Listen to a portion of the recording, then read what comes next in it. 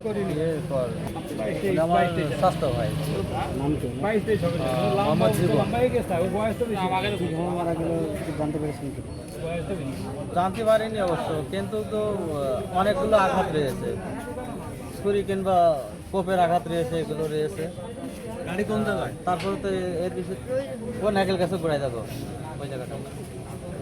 আপনারা কখন জানতে পারবেন?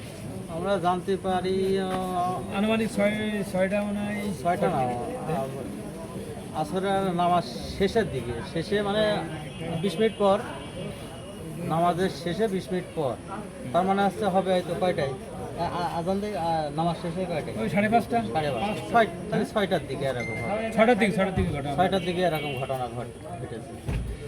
আপনি কি আপন চেষ্ট করে? হ্যাঁ, আচ্ছা, ওনার সাথে কোনো ঝামেলা কারো ছিল? না, এটা আমাদের জানা নেই। বাপ আছে, মা আছে, আরো 3টে ভাই আছে। এখন কয় ভাই ওনারা? ভাই আছে 5টা ছিল, এখন বর্তমান 4টে। আর এই ছেলেটা?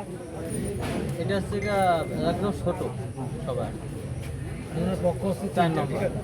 এমনিতে এর আচার আচরণ কেমন ছিল? আচার আচরণ ভালো, খুবই ভালো, কোনো দলের সাথে সংযুক্ত না, কাজ কাম করে, রঙের কাজ করে, তারপর আপনার স্যানিটারি কাজ করে। হ্যাঁ, বর্ষা বাদলের সময় স্যানিটারি কাজ করে, আর যখন শুকনোর সময় তখন রঙের কাজ করে। হ্যাঁ, আর ওনার বড় ভাইও হচ্ছে রঙের কাজ করে, এই আর কি। তারপরেও ব্যাপারী পাড়ায় দীর্ঘ 15-16 বছর ছোটকাল থেকে ওখানে বড় হয়েছে।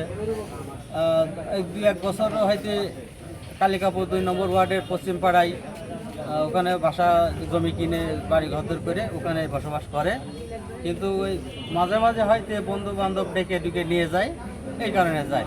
আজকেও যেরকম গেছে, খারাপ বলে ফোনকে ডেকে নিয়ে গেছে, ইজি ভাই কী করে, তারপর কিছুক্ষণ পরে মৃত্যুর সঙ্গে। আপনারা এখন পরিবার কি চান?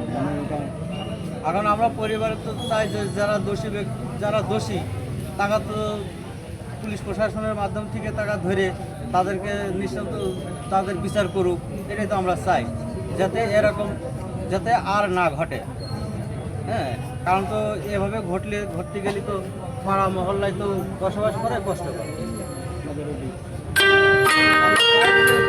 ধরে দৃষ্টান্তমূলক শাস্তির ব্যবস্থা করুক পুলিশ প্রশাসন, এটা আমাদের দাবি।